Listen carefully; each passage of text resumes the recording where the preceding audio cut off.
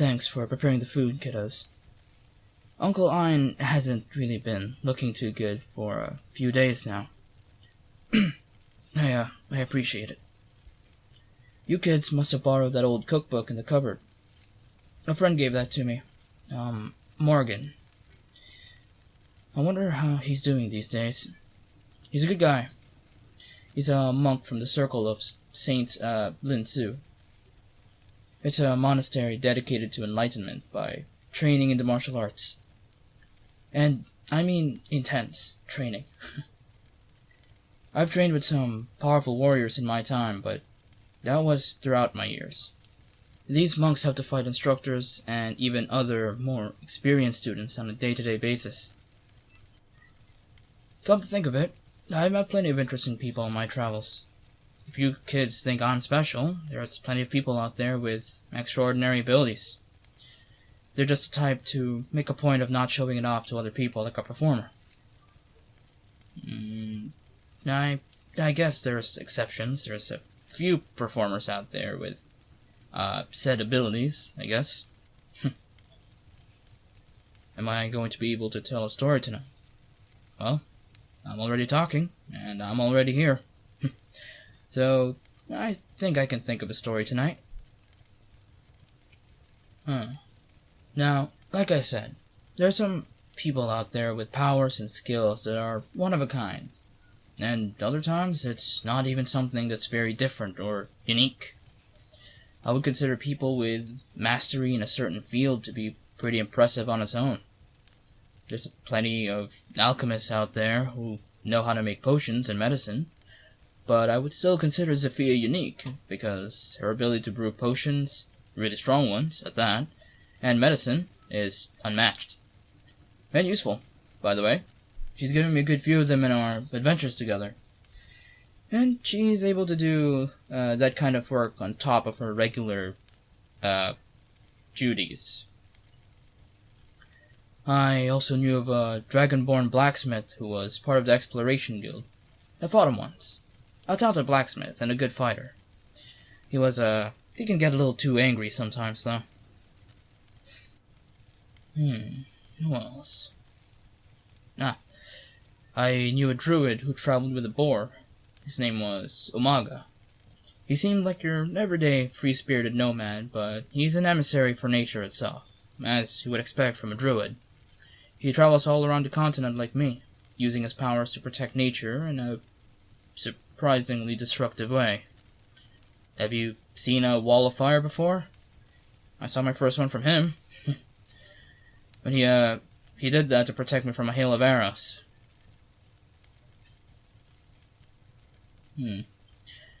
That's true, and that's a fair point. I guess all the people I mentioned are pretty different, I guess. How about this one then? I know a knight from Iseria.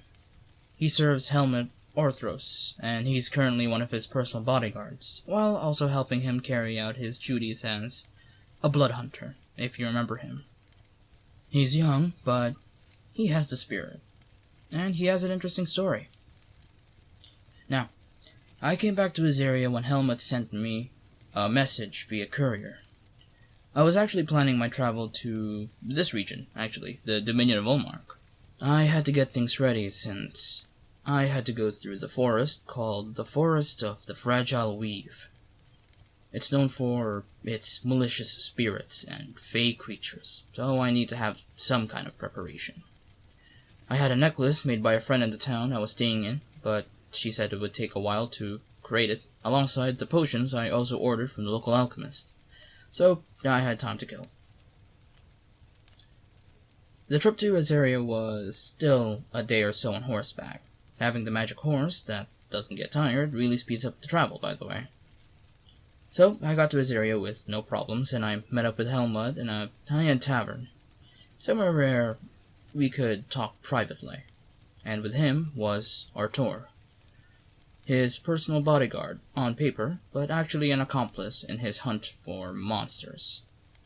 We had dinner together, and, to discuss why he summoned me there, and at the time, the last time I met him was some months ago, right after I got Exalted Crimson, since if you guys remember my fight in a certain place, yeah, I needed my armor repaired after that. I insisted on paying him that time, and he had his blacksmiths fix the armor and even play some magic on it. Anyway, we talked about a bandit clan that's been doing some shady activities around. Funnily enough, close to the part of the jagged earth I left to come here.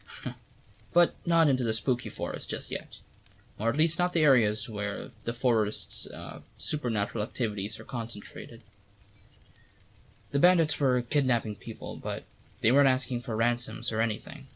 It was pretty out of place, so not the usual bandit activities you would expect. On top of that, they carry around minor enchanted weapons. I mean, a few would make sense, but they all look like they were organized. While we were talking, Artur was looking at me. Actually, analyzing would be a better word. His gaze felt like it was going to penetrate right through my armor. I ignored it, while Helmut was talking, though. I'm used to people staring, at this point. When Helmut finished giving me the rundown on the situation, he introduced Artur, a tiefling knight who only recently received his title, and goes with Helmut in special assignments, as he put it. I asked him why he was staring so intently, and he answered with his own question. Are you Einar the Rune Knight? I chuckled at that, but I answered yes. And his eyes lit up, and a whole barrage of questions came after. Am I going to be working with you? Where did you get your sword? What kind of magic do you use? And a bunch of other questions. Helmut gave him a firm pat on the back and telling me that Artur is still kind of new to the kind of dangers we're used to facing. But he has a potential. That's why he was going with Helmut in his duties. While we got back on topic, that was the thing that worried me at the time. I was worried that I was going to be working with someone that might get killed if I wasn't careful. Admittedly, that was a bit judgmental of me, but the idea of someone getting killed because of my carelessness was pretty scary. Actually, it still is scary. Artur wouldn't be the first one in the number of people that have died around me, but he's young, and has plenty of years ahead of him. The others I fought with were soldiers and veteran adventurers. Don't get me wrong, though, I didn't decline working with Artur. It was a job, after all. His job. I just had to be on guard. When we agreed on our plan, we headed out on our horses. I didn't have to deal with bandits the last time I was taking the same road, but this time we had some trouble. The ground erupted in a blast of fire and made my horse disappear. It's magical, thankfully, so it's not like it got hurt, or its pain wouldn't have been, you know what I mean. But the blast still threw me back, and it hurt like hell. Before I knew it, we got surrounded by a bunch of bandits. We could count up to 9. I got up, but I was already getting swarmed by 5 of them. I didn't waste time invoking my frost rune for this fight. Even for bandits, they coordinated well enough. They mostly carried longswords and hide shields, but their tactics made them formidable. I was able to take their attacks well enough. I didn't let them go through my defenses. I could cut them down with ease when I finally found a chance to retaliate. After I brought down the bandits near me, I turned around to support the others. It already looked like Artur had it handled. He knew how to move quickly even while wearing a pretty bulky breastplate, and he even had the reaction time to protect Helmut from a number of bandits that they were fighting. He was an experienced fighter. I still came over to support, of course. It was strange that those bandits didn't back down. Hit and run is the usual tactic for bandits, but these ones we fought were adamant in killing us. While doing so, I told Artur he did a good job, and that I didn't expect him to be that good. I expected him to be giddy, or excited, or something when I said that, but he did well keeping his composure, smiling and just thanking me. He was humble, though, even noting parts of the fight where he felt like he was lacking. Reminds me of myself, actually. We brushed it off, and we continued our travel after I summoned my horse back. Doesn't take a while. I felt a little more relaxed working with Artur, since I saw what he was capable of. But I can be prone to worrying a lot sometimes, so there was still that. We arrive in a town called Clash Haven. It's an interesting town that still keeps the tradition of honor clashing. It's a monthly event where people who enter get to fight in duels, tournament style. They also have non-traditional fights where they fight monsters. It's pretty fun, but the monster one can get pretty dangerous. Back to the main story though. Our plan was that Artur and I were going to investigate one of the bandit hideouts that they've already uncovered, while Helmut goes ahead and tracks where they were taking the people that they were kidnapping. We spent a night in the tavern, and that place would be our meetup area while we were there. Artur took the opportunity to ask me some questions like he did last time, but he was a lot calmer this time. I still thought he was looking at me with, what they call it, rose-tinted glasses. But regardless, I entertained his questions. It was simple ones, like where I was from and where I got my training, of course. And, of course, he asked about the sword and the runes. I gave him the usual explanation. By the way, I don't tell people that I got my sword doing some dungeon crawling for the Crown Prince in a spooky underground system located beneath the city, by the way. That's not common knowledge, and I'm gonna trust you kids that you don't talk about it either, okay? Okay. I just say that I got it from a job, like a lot of my gear. And technically, I'm not lying. After I gave him my answer, he seemed a little underwhelmed, I think, and told me that he thought there was more to it than that, even if my rune magic was impressive. He still kinda clung on all the rumors that, people say about me, and you know how rumors can get. Information through word of mouth, it can get pretty inaccurate, to say the least, which you kids already know. We actually spent a good portion of the evening just going down the list of these rumors. Helmut even went ahead and went to bed, since we were taking a while. A lot of what Artur heard wasn't true, but the rumor about me wrestling a werewolf to the ground and killing it with a silver dagger was very funny, so I would let that slide. No, I'm kidding. I told him that that wasn't true either.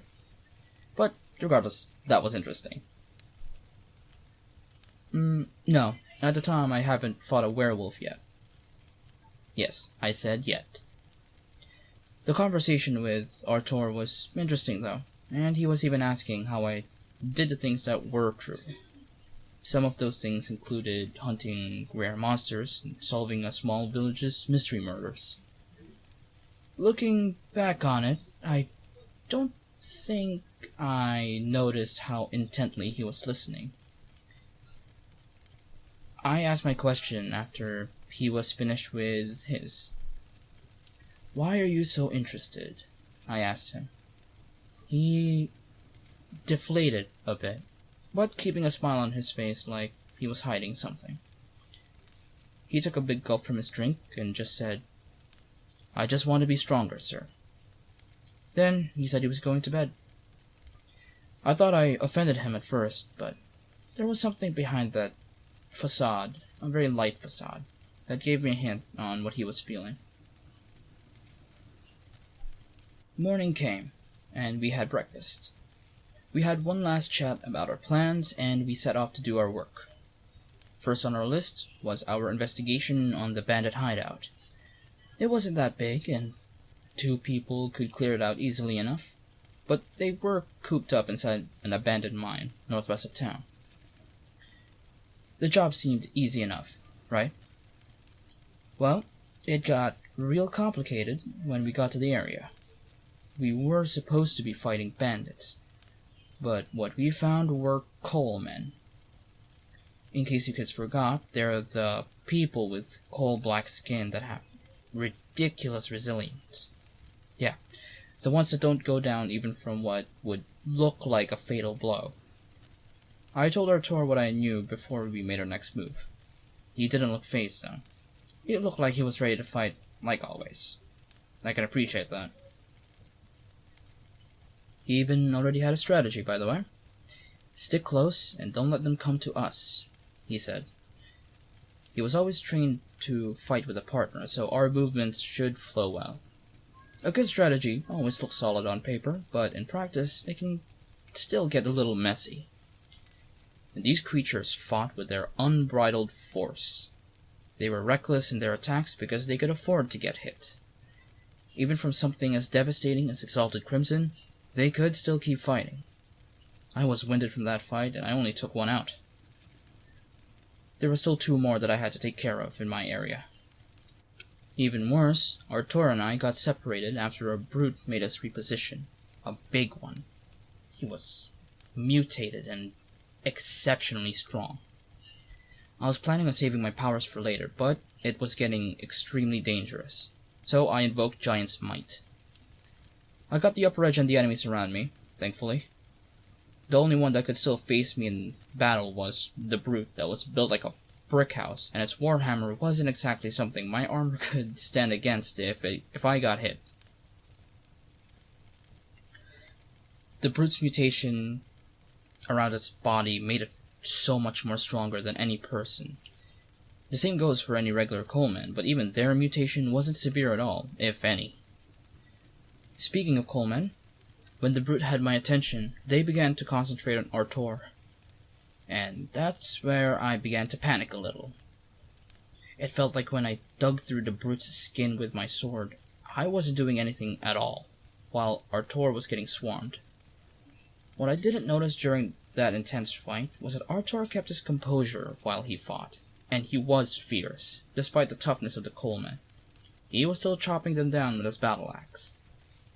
I overpowered the brute and I got a good hit on him, but it hit back even harder, managing to topple me over even in my giant form.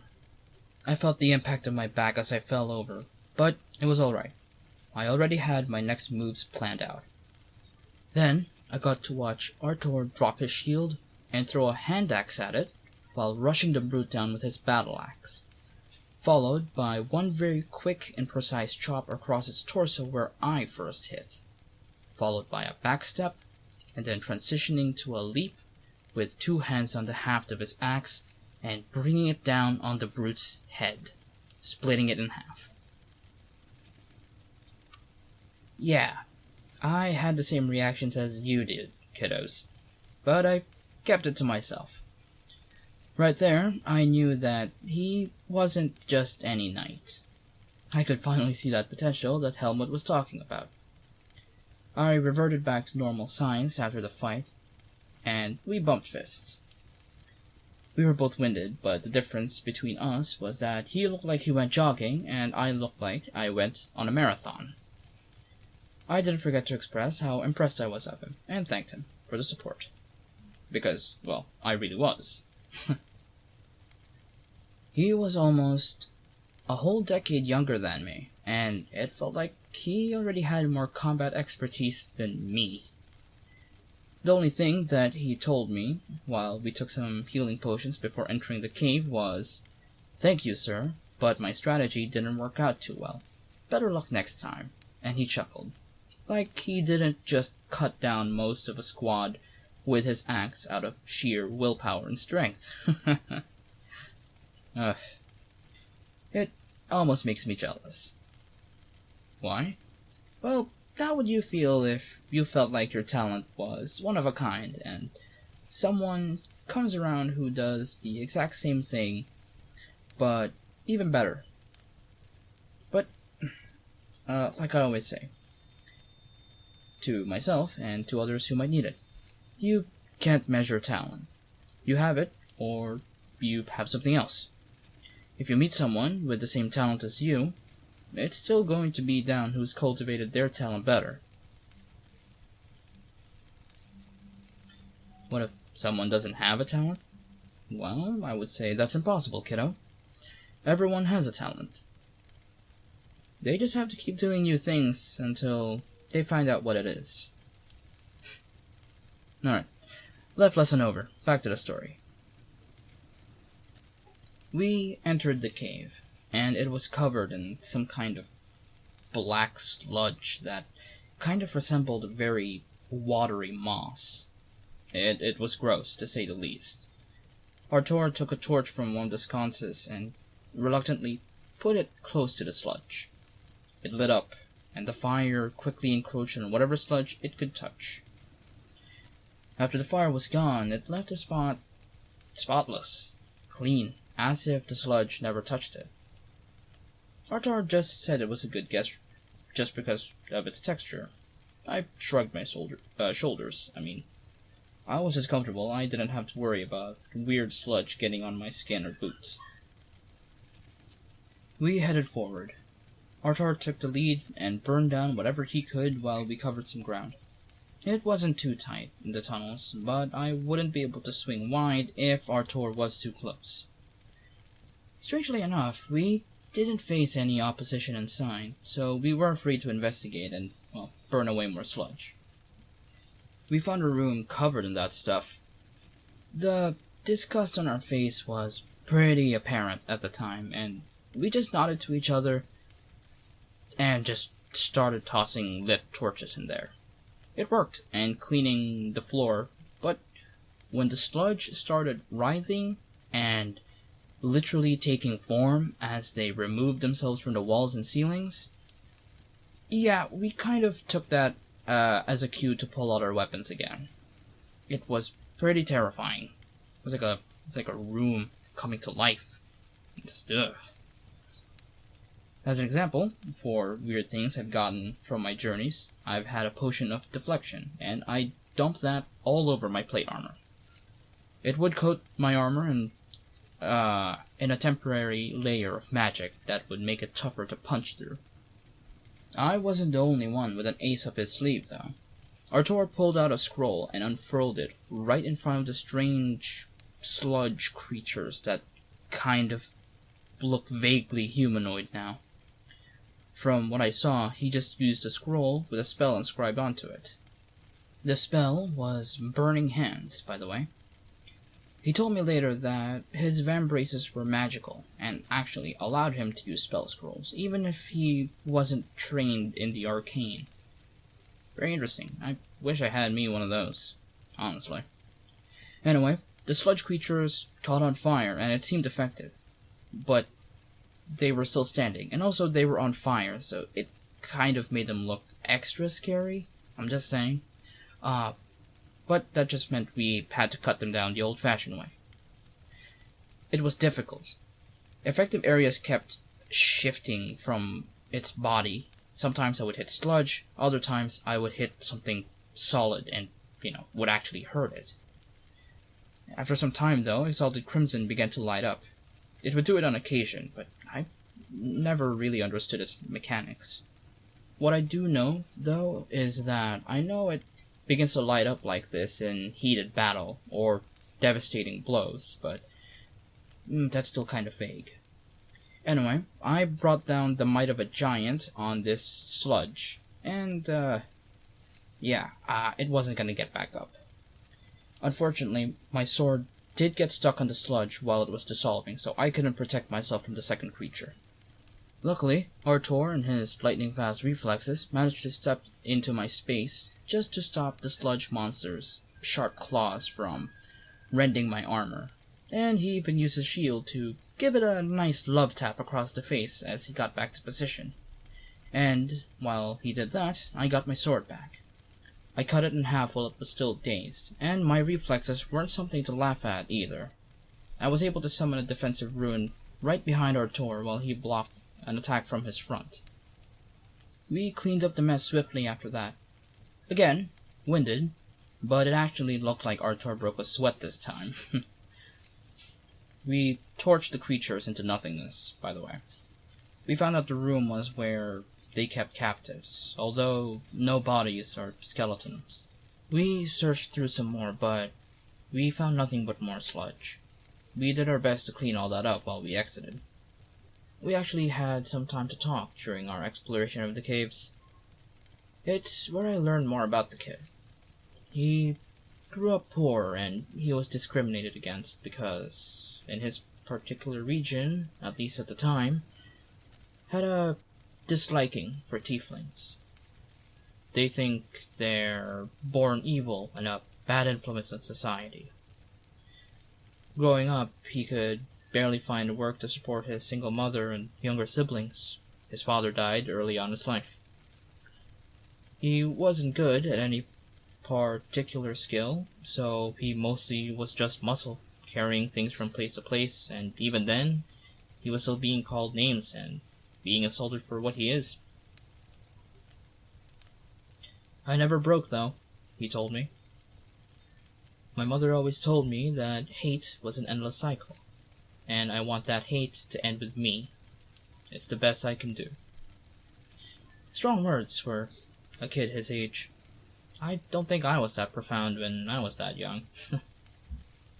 When he saved up enough money over the years, him and his family could move to the jagged earth in the city run by Helmut. He's a duke, if you forgot. There, he was still seen as less than nothing, but the discrimination wasn't that bad. He could still become a squire, and he did. And he worked his ass off to become a knight. He wasn't very intelligent, and even his physical abilities weren't all that much, because poverty. But he kept going. This was the path that he chose for himself, and he knew that if he became a knight, he could support his family, and he could become a protector to the people who can't find a way out of the unforgiving poverty that he grew up in. So, he broke through about every limit he had and achieved what everyone around him thought was impossible. Artur told me about the kind of things they said behind his back during that time. And trust me, kiddos, Delilah is going to be furious if she found out that I said any of that around you kids. So, use your imagination. It was terrible. He kept working every day non-stop to become a knight, and it all paid off. Now the Knights of Magnus had their own very first tiefling knight. And he never stopped working, too. He's still finding ways to improve himself for everybody's sake. It's a noble goal. A story of a boy who pulled himself out of a pit that was meant to only drag himself down and others down. Interesting, isn't it? Oh, right, the story. Well, there wasn't much else after that, actually. The only thing that I haven't mentioned yet was the fight we got into when we left the mines. I got to see him fight one more time while we were outnumbered by Coleman. Young me was still pretty inspired by his story, so I felt pretty good in that fight. I'm not slow by any means, but the speed that Artur has when he fights is impressive. I'd say he has near-perfect hand-eye coordination because he transitions from defense to offense seamlessly during a fight. The fight was cut short by Helmut arriving with a companion. A familiar old friend that seems to always find herself into these stories. Zafia. Nothing clears up Coleman, or actually any group of living people, semi-living people in the Coleman's case, like a fireball. We all regrouped after the fight and reported to each other. Yes, I gave Zafia a big hug, because I don't know why you kids want to know so badly.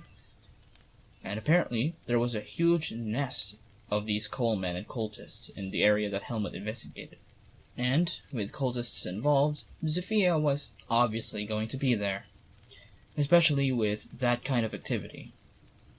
Essentially, they did the same thing Artur and I did, so the story pretty much ends there.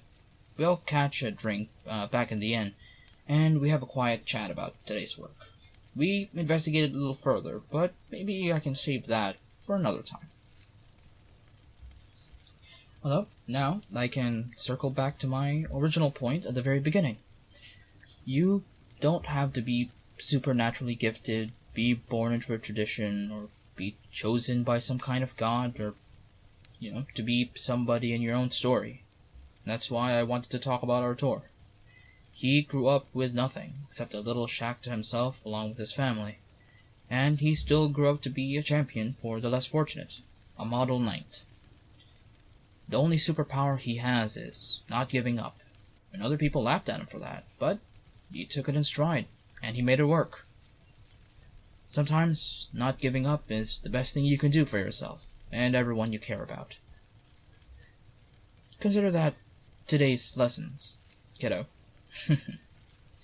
You're the heroes of your own story, so be the heroes you kids want to be. Don't let anyone talk you down from what you want to do because, I believe in you.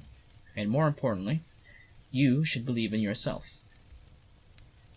In growing up, there's a lot of uncertainty, so it's difficult to believe in yourself. I definitely understand that. So surround yourself with good company. Trust me, it'll help. It sure helped me, that's for sure.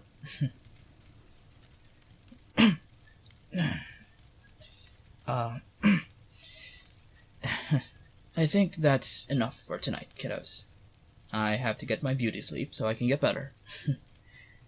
Telling this story lifted my spirits, though. I always like having the chance to impart some wisdom to you kids. No one was there for me when I needed it, so I figured it out by myself most of the time.